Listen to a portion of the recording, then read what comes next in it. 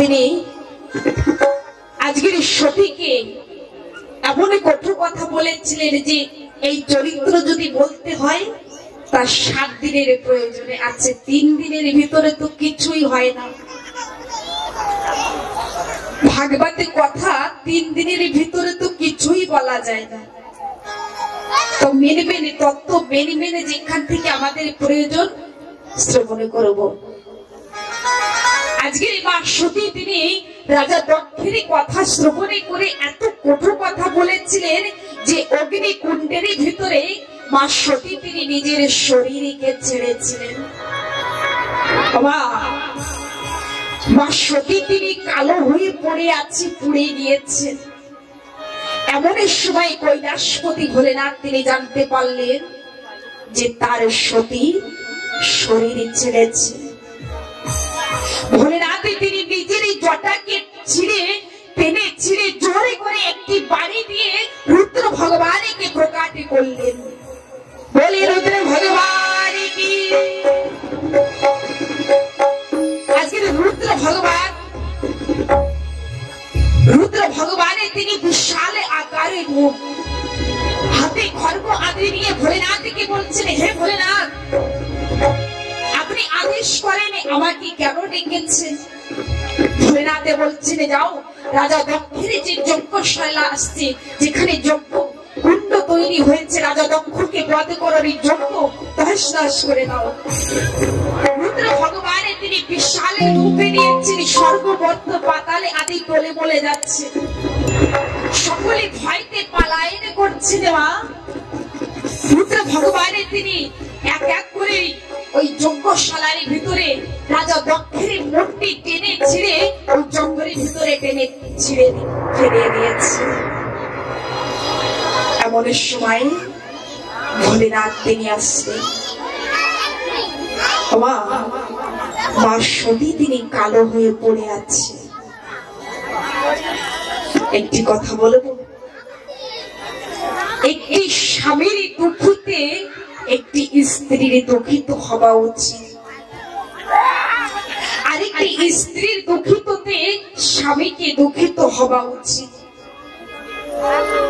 স্বামী স্ত্রী এমন একজন যে গাড়ি দেখেছেন না, দুই পাশে দুই পায়াটা দেখবেন, এক সামনের পায়া যেদিকেই যাবে পিছনের পায়াও সেদিকেই যাবে। তার স্বামী স্ত্রী হচ্ছে ঘরের দুই পায়া, সামনের পায়া যেদিকেই যাবে পিছনের পায়াও সেদিকেই যাবে। যদি স্ত্রী না থাকে, সেই স্বামী বুঝতে পারে যে স্ত্রী না থাকলে কত কষ্ট, আর সেই স্ত্রী জানতে পারে যদি স্বামী না থাকে যে স্বামী না থাকাতে কত কষ্ট। মনের কথা, দুঃখের কথা, সুখে দুঃখে কি সাথে দেবে এই কথা বলার জন্য কেউ থাকে না। আজকের ভোলেনাথে তিনি সতীকে দেখেছেন কালো হয়ে পড়ে আছে। মা ভোলেনাথ না আস্তে আস্তে সতীকে নিজের কোলে নিয়েছে।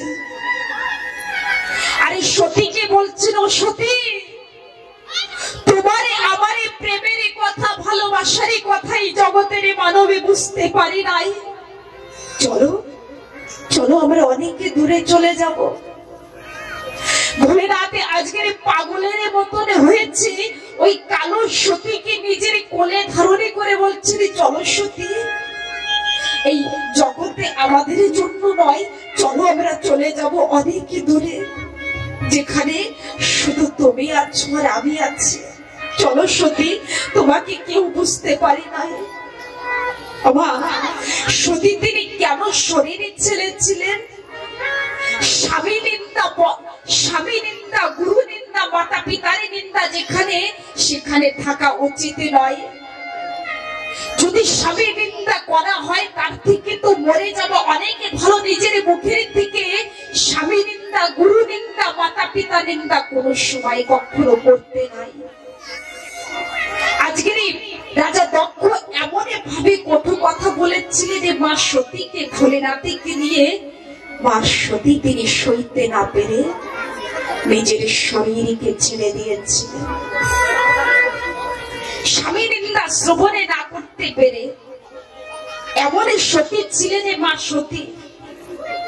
ভোলেনাথে বলছিল, চলো সতী, তোমাকে আমাকে কেউ বুঝতে পারবে না, চলো আমরা অনেক দূরে চলে যাই। ভোলেনাথে আজকের সতী সতী বলে কাঁদছেন, আর ওই হাতের পরে কালো হয়ে পড়ে আছে রে মা সতী। সকলে জায়গায় তিরুভুবনে ঘুরে বেড়াচ্ছে রে পাগলের মতো। এমন সময় মা লক্ষ্মী তিনি বিষ্ণুকে বলছেন, হে প্রভু, আপনি যদি এই মা সতীর দেহকে যদি খণ্ডিত না করেন, তাহলে সতী জন্মগ্রহণ করতে পারবে না। এমন সময় ভগবানের বিষ্ণু তিনি সুদর্শন চক্রকে ডেকে বলেছিলেন, হে সুদর্শন চক্র, তুমি যাও আর সতীর শরীরকে কেটে টুকরো টুকরো করে দাও, যাতে ভোলেনাথে বুঝতেই না পারে। ভোলেনাথে নিয়ে দাঁড়িয়ে আছেন সতীর মৃত্যু দেহকে মা, আর সুদর্শন চক্র এসে সতীর শরীরকে কেটে টুকরো টুকরো করেছে। কত টুকরো? 51 টুকরো করেছিলেন। অনেকে স্থানে অনেক জায়গায় সতীর ওই শরীরের টুকরো পড়েছে, আর সেখানে সেখানে একটি শক্তি পীঠ তৈরি হয়েছে। যেমন কামাখ্যায় মা সতীর ইউনি পড়েছিলেন, পূর্ণগরী এক টুকরো পড়েছিলেন, বৈষ্ণো দেবী এক টুকরো পড়েছিলেন। বিভিন্ন জায়গায় মা সতীর ওই দেহ পড়েছে, আর সেখানে সেখানে মা সতীর একটি শক্তি পীঠ তৈরি হয়েছে। আর মা সতী তিনি মৃত্যু গ্রহণে করার পরে কোথায় জন্মগ্রহণ করেছে? গিরিরাজের ঘরে, হিমালয় পর্বতের ঘরে। নারদ মুনি তিনি গিরিরাজের কাছে ভোলেনাথের বিবাহের প্রস্তাবে নিয়ে গিয়েছেন যে মা পার্বতীর সঙ্গে আর ভোলেনাথের সঙ্গে বিবাহ দিতে হবে। ভোলেনাথকে মা পার্বতী তিনি ছোটবেলার থেকে সেবা করতেন। প্রত্যেক দিন বেল পত্র আদি দিয়ে ভোলেনাথকে পুজো অর্চনা করতেন। এই সতীর দেহ ত্যাগের কথা অনেক লম্বা, একদিন তো এতেই চলে যায়, কিন্তু সময়কে দেখে আর 3 দিনের সুবর্ণ সুযোগ পেয়েছেন। তাই এবার শটে মানে অল্প ভাবে শ্রবণ করেন, আগামীতে যদি রাধারানী কৃপা হয় তা সতী কেমন ভাবে দেহ ত্যাগ করেছিলেন, কি কারণে করেছিলেন, কেমন ভাবে মা পার্বতী কিভাবে জন্মগ্রহণ করেছেন, আগামীতে শ্রবণ করবেন, তাই না? তা আজকে বাবা ভোলেনাথের সঙ্গে আর মা পার্বতীর সঙ্গে বিবাহ দেখা যাক। ভাইয়া, ভোলেনাথের শ্মশানে কেমন ভাবে থাকেন?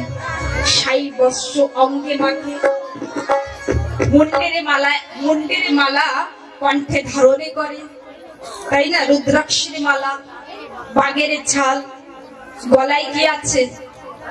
সর্প। ভোলেনাথ কি বলছেন জানেন? নারদ মুনি, আমার দিকে তাকিয়ে দেখেন, আমার থেকে সুন্দর বর আপনি এই জগতে কোথায় পাবেন না। কেন? কেননা আমি এমন সাদা হয়েছি যে শ্মশানে যত ছাই না অঙ্গে লাগিয়েছি, সুন্দর দেখা যাচ্ছে, পরিষ্কার দেখা যাচ্ছে। আর এমন কণ্ঠে আমি মালা ধারণে করেছি যে এই জগতে কোনো বরে ধারণে করতে পারবে না, মানে সাপ গলায় ধারণে করেছে। পারবে কি কোনো বর সাপের মালা ধারণে করতে? ভোলেনাথে বলছেন, আমার কিসের কবি আছে দেখেন, আমার মস্তকে জটে আছে, গঙ্গা দেবী বিরাজমান আছে, চন্দ্রমা বিরাজমান আছে। ভোলেনাথে আরো কি বলছেন জানেন? যে নারদ মুনি, এই জগতের মানবে তো বিবাহ করতে গাড়ি নিয়ে যায়, আমার কাছে দেখেন নন্দী আছে, ভূতি পিতারে আছে। এমন বিবাহ করবো যে এই জগতে এমন বিবাহ কোথায় হয়নি।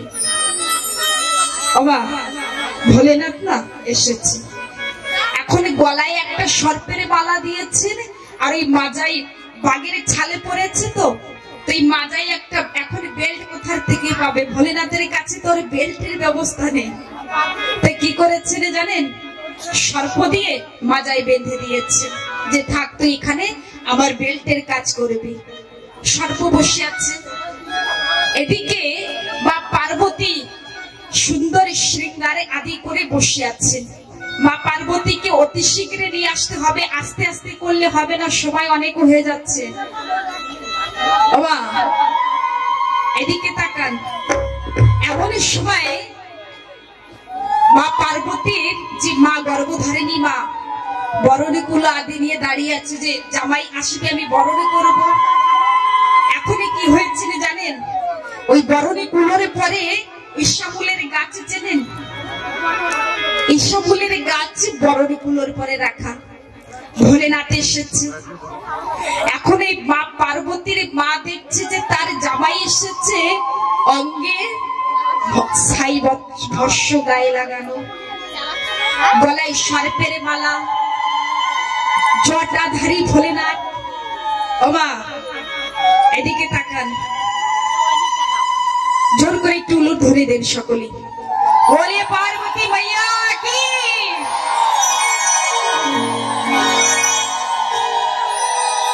এদিকে কি হয়েছে?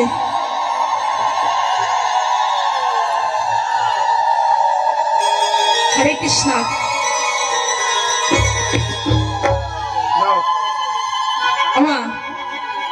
এদিকে জানেন কি হয়েছে?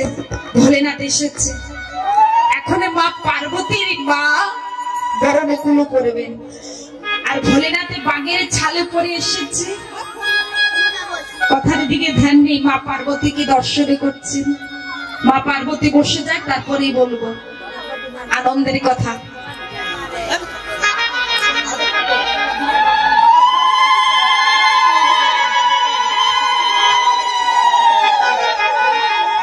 এই পাশে বসে আমায় এসেছেন, আর দরজার কাছে শাশুড়ি মা বরণ করতে গিয়েছেন।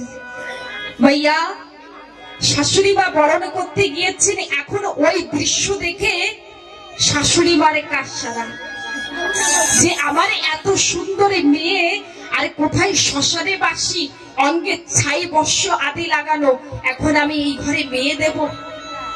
এখন কি করবি? দিতে তো হবেই।